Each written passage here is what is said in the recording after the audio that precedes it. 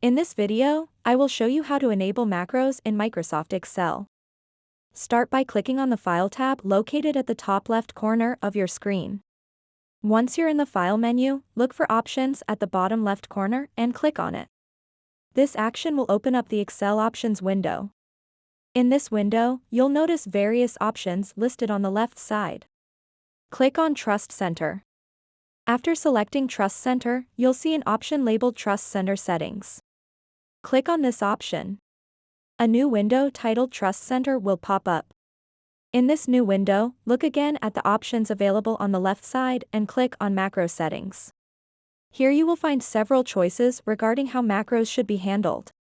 Disable VBA macros without notification, disable VBA macros with notification, disable VBA macros except digitally signed macros, enable VBA macros.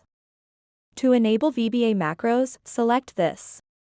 However, keep in mind that this setting is not recommended because it allows potentially dangerous code to run without any restrictions.